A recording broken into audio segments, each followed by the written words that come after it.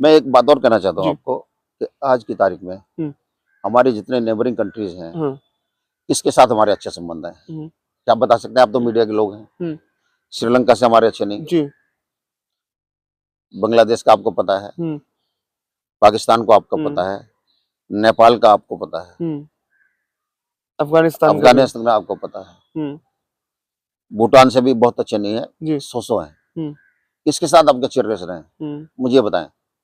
और ये जो छोटे छोटे कंट्री जो इंडिया समझ रहा है ना, they are independent sovereign country.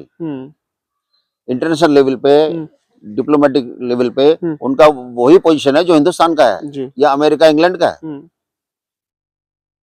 तो उनको हल्के में ना ले सरकार, और डिप्लोमेटिक रिलेशन बिल्कुल इतना अच्छा रखे कि हमारे इकोनॉमिक फाइनेंशियल रिलेशन भी खराब ना हो, पॉलिटिकल रिलेशन भी खराब ना हो, और शांतिपूर्ण तरीके से प्रोटेस्ट करवाइए। चलिए, बहुत बहुत शुक्रिया सर बात करने के लिए। हमारे साथ ये भी है सर, शेख हसीना कह रही है कि जब तक वहां की सरकार मतलब ये रहेगी, जब तक वहां पर ये सरकार रहेगी जो इस तरीके से घटना घटवाती, मैं बांग्लादेश जाऊंगी नहीं।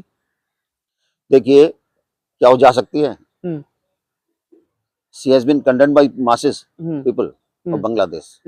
दूसरी चीज, इंडिया में पॉलिटिकल एसिलम लेने से पहले लंदन ने उनको रिफ्यूज किया, सऊदी अरब ने किया, सऊदी अरब को छोड़िए, मुस्लिम सभी कंट्रियों ने 26 कंट्रियों ने मना किया, अमेरिका ने मना किया, कनाडा ने मना किया। कहाँ कहाँ उनके जो एजेंट थे उन्होंने नहीं रिक्वेस्ट किया कि वो ले लीजिए शेख हसीना को, लेकिन उनको पता है वो हमसे ज्यादा, they are wiser than Indian government.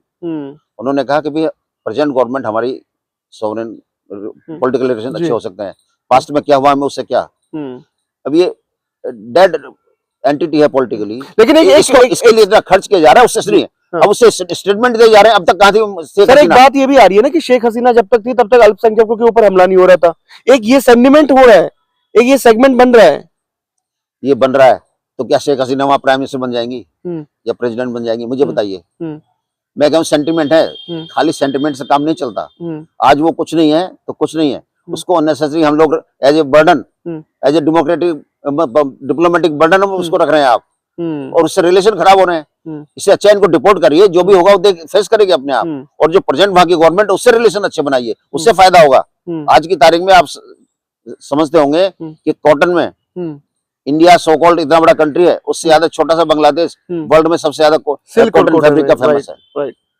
और कई ऐसे चीजें हैं, सेगमेंट हैं कि उसमें बहुत आगे निकल गया वो, जिनको हम छोटा और गरीब समझ रहे हैं। जी, शुक्रिया सर।